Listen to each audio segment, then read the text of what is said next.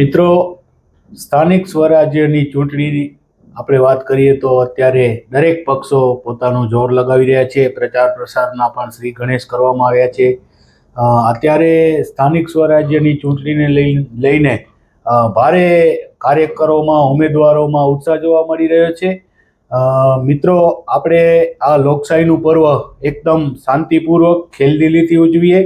અને આપણે માંડવીની વાત કરીએ તો માંડવી નગરપાલિકા હોય, તાલુકા પંચાયત હોય, ઘણા બધા વિકાસના કાર્યો થયા છે.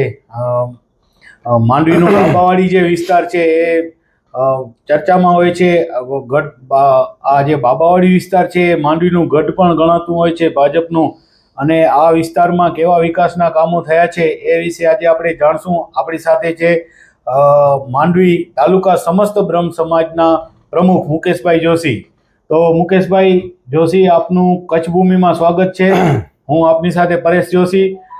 ખાસ માંડવીનો જે બાબાવાડી વિસ્તાર છે એ ભાજપનું ગઢ ગણાય છે અને વિકાસના ઘણા કામો થયા છે.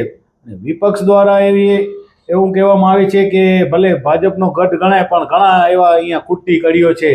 આ વિષયને લઈને આપ શું કહેશો? પરેશભાઈ, આપના માધ્યમથી હું કહેવા માંગીશ કે માત્ર બાબાવાડી નહીં પણ 30 વર્ષ થયા આખી માંડવી ભાજપનો ગઢ જ છે. એ ગઢ છે એનો કારણ એ છે માંડવી કે જ્યારથી સત્તામાંથી જેટલા પણ ભારતીય જનતા પાર્ટીના ઉમેદવારોએ સત્તામાંથી બેઠા છે ત્યારથી જે એમની એક પાર્ટી ભારતીય જનતા પાર્ટીની જે લાઈન છે કામ કરવાની, એની જે પદ્ધતિ છે એ પદ્ધતિના હિસાબે લોકો અહીંયાથી ચૂંટી અને એમને મોકલે છે. હવે વાત રહી બાબાવાડીની કે બાબાવાડી ભાજપનો ગઢ કહેવાય, તો જે તે સમયે તમે જોયો હશે કે અમારા વિસ્તારની વાત કરું તો અમારા વિસ્તારમાંથી જ અત્યારે હાલ જે ધારાસભ્ય છે અનિરુદ્ધભાઈ દવે, એ માંડવી નગરપાલિકાના અધ્યક્ષ હતા. તે વખતે માંડવીના તમામ વિસ્તારોમાં, ખાસ તો અમારા વિસ્તારમાં પાણીના સ્ટેન્ડ હતા. સ્ટેન્ડ કાઢી અને ઘરોઘર આખા વોર્ડમાં પાણીની લાઈન આપવામાં આવી. અને ખાલી માંડવી પૂરતું નહીં પણ માંડવીથી લઈ અને ભારાપર વાડી વિસ્તાર સુધી જ્યારે એ અધ્યક્ષ હતા ત્યારે ભારાપર વાડી વિસ્તાર સુધી પાણી આપ્યો છે. અમારા કારોબારી ચેરમેન સામતસિંહ સોઢા હતા અમારા વિસ્તારમાંથી. અમારો આખો વલ્લભનગર પીર બાપા ઢૂંયો ફર્યો કહેવાય આખો, એ ફર્યો બહુ ઊંચાણના વિસ્તારમાં છે. ત્યાં પાણીની બહુ સમસ્યા હોય છે. એના માટે પોતે પર્સનલી નવી લાઈન નાખી દીધી હતી જે તે સમયે. એટલે જે એ લોકો જે કામ કર્યો છે, એમની જે કામ કરવાની પદ્ધતિ છે એ પદ્ધતિનો ફળ અત્યારે દરેકને મળતો હોય છે. અને અત્યારે પણ તમે જોયો હશે કે અતિ વરસાદ થયો હતો તો બાબાવાડીમાં પાણી ભરાણા હતા. 4-4, 5-5 ફૂટ પાણી ભરાણા હતા.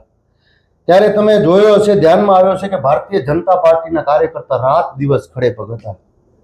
આ માણસો જોતા હોય છે. લોકોની નજર ઝીણી હોય છે. દરેક વિસ્તારમાં જ્યાં જ્યાં પાણી ભરાવાની સંભાવનાઓ હતી તે જગ્યાએ ભારતીય જનતા પાર્ટીનો કાર્યકર્તા ખડે પગ હાજર હતો. કોરોનાના કાળ દરમિયાન આપણે જોઈ શકીએ, કોરોનાની પરિસ્થિતિમાં ભારતીય જનતા પાર્ટીના કાર્યકર્તા રાતના 12 વાગે ચાયની કીટલી લઈ, બિસ્કીટના પેકેટ લઈ અને લોકોની વચ્ચે રહેતા હતા પોતાની જીવની પરવા કર્યા વગર. તો આ લોકો જોતા હોય છે. અત્યારે મુકેશભાઈ, ચૂંટણીનો માહોલ જામ્યો છે. શું માંડવીની પ્રજા કેવા પક્ષને ઈચ્છે, કેવા કાર્યકરો ઉમેદવારો આ વખતે અગ્રેસર રહેશે, શું લાગે છે તમને? પરેશભાઈ, ભારતીય જનતા પાર્ટીનો કાર્યકર્તા એક કેવું છે કે રાત દિવસ દેખાય જ છે. સરકારની અનેક યોજનાઓ છે, આયુષ્માન ભારતની હોય, અન્ય બીજી અનેક યોજનાઓ છે. એ દરેક યોજનાઓનો છેવાડાના માણસો સુધી લાભ પહોંચાડવા માટે સક્ષમ છે ભારતીય જનતા પાર્ટીનો કાર્યકર્તા. પાર્ટીની લાઈન જ છે, ઉમેદવાર કોઈ પણ હોય પણ કમળનો ફૂલ લઈને જાઓ એટલી લોકોની વચ્ચે પદ્ધતિ છે પાર્ટીની જે કામ કરવાની, સતત કામ કરતો રહેવાની. એના હિસાબે ક્યાંય પણ તકલીફનો વિષય આવતો નથી. ફરી એકવાર ભારતીય જનતા પાર્ટીની જ નગરપાલિકા બનશે એવી આશા છે, લોકોમાં ઉત્સાહ છે. અત્યારે વોર્ડ 1માં કયા મુદ્દાઓ લઈને આપ જશો, મતદારોને આકર્ષવા માટે પ્રયાસ કરશો? અમારા વિસ્તારમાં હાલ તો કોઈ મુદ્દા છે જ નહીં, કારણ કે સતત જો લોકોના વચ્ચે રહેતા હોઈએ તમામ કાર્યકર્તાઓ તો કોઈ મુદ્દા કામના રહેતા નથી. હા, નગરપાલિકા છે, નાના મોટા મુદ્દા હોય, પણ એ મુદ્દાઓ કેવા હોય? ક્યાંક સફાઈનો નાનો મોટો એવો મુદ્દો હોય, ક્યાંક ગટરનો એવો નાનો મોટો મુદ્દો હોય, બાકી કોઈ એવા વિષય મોટા મુદ્દા છે નહીં. એવા નાના મોટા મુદ્દાઓ ચગાવવામાં આવતા હોય કે રસ્તો નથી, તો આ રસ્તો પહેલા પણ ભારતીય જનતા પાર્ટીએ જ બનાવેલો હતો. તે વખતે ધારાસભ્ય તારાચંદભાઈ છેડા હતા. આજે 15 વર્ષ થઈ ગયા ને અત્યારે પણ આ જો રસ્તો ખોદવામાં આવ્યો છે તો એ બાબાવાડીમાં ગટરની નાની મોટી ક્યાંક સમસ્યા હોય કે અતિવૃષ્ટ વરસાદ થાય તો પાણીનો નિકાલ થાય એના માટે પાઇપલાઇન નાખવામાં આવી છે. કાયમી નિકાલ માટે આ કામ ચાલુ છે અને ટૂંક સમયમાં આ પણ કામ પૂરો થઈ જશે. મુકેશભાઈ, વોર્ડ નંબર 1 હોય કે આપણે માંડવીના આપણે ભાજપના જે તમારા ઉમેદવાર હોય એ લોકો માટે આપ શું અપીલ કરશો મતદારોને? લોકો એમને મત આપે, ચૂંટાઈ જાય, ચૂંટાઈને નગરપાલિકામાં પહોંચે તો આ જે લાભ મળ્યો છે સેવા કરવાનો, એ સેવાના ભાવથી સારામાં સારા લોકોના કામ કરે એવી અપેક્ષા હોય ને ભારતીય જનતા પાર્ટી એવા જ કાર્યકર્તાઓને ટિકિટ આપતી હોય છે જે સતત શ્રમ કરતો હોય છે અને કામ કરતો હોય છે. તમે પરેશભાઈ અહીંયા જોયો હશે કે જ્યારે વરસાદ પડી રહ્યા વિસ્તારમાં, કોંગ્રેસ પાર્ટી હોય કે અન્ય કોઈ પણ પાર્ટીઓ, નાના મોટા મુદ્દા છે કે બાબાવાડીમાં પાણી ભરાણું, આ થયું તે થયું. ભાઈ, પાણી ભરાણો ત્યારે પણ મુશ્કેલીઓ હતી. મુશ્કેલીઓમાં ભાજપનો કાર્યકર્તા ખડે પગ ઊભો હતો. આપે જોયો હશે સાહેબ, આ વિસ્તારના ધારાસભ્ય અનિરુદ્ધભાઈ દવે સવારથી કરી અને સાંજ સુધી ખડે પગ પોતે પાણીમાં હાજર રહ્યા હતા ને એમની પરેશભાઈ હું એક વાત કરું તો ત્યારે હું હાજર હતો એ જગ્યાએ. અને નગરપાલિકામાં 3 વાગે પહોંચ્યા ને ધારાસભ્યશ્રી સાથે, બપોરના 3 વાગ્યા સુધી પોતે પણ જમ્યા નહોતા તો એમને કહેવામાં આવ્યું કે તમે જમી લો, થાળી આવી.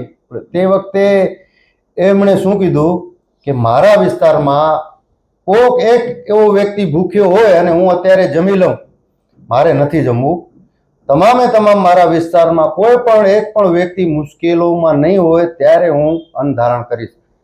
તો રાતના 9 વાગ્યા સુધી લગભગ એમને એમ બેઠા હતા. કોઈ પણ વસ્તુ ખાવા વગર ધારાસભ્ય આવા હોવા જોઈએ. અને આવી રીતે પબ્લિકની વચ્ચે રહેતા હોય છે ને, મુશ્કેલીઓ તો આવવાનો જ છે. બિફોર જોન વાવાઝોડું આવ્યું તે વખતે પણ તમે જોયો હશે, ભારતીય જનતા પાર્ટીનો કાર્યકર્તા રાત દિવસ ખડે પગ ઊભા હતા. જ્યાં જ્યાં ક્યાંય પણ એવી મુશ્કેલી હતી ને આ તો વિસ્તાર પરેશભાઈ કેવું છે બાબાવાડી કે અમારા વિસ્તારમાં એક મિત્ર છે મારા ભાનુશાલી કરીને, એમના પોતાના ઘરમાં 4 ફૂટ પાણી ભરેલા હતા તો એમના પોતાના પરિવારને બીજા માળે બેસાડી, એમના નાનો દીકરો છે દીકરી છે એમને માથે બેસાડી અને પોતે સેવામાં લાગી ગયા હતા. આ વિસ્તાર છે, આ વિસ્તાર એટલે બાબાવાડી ગઢ કહેવાય છે ભારતીય જનતા પાર્ટીનો.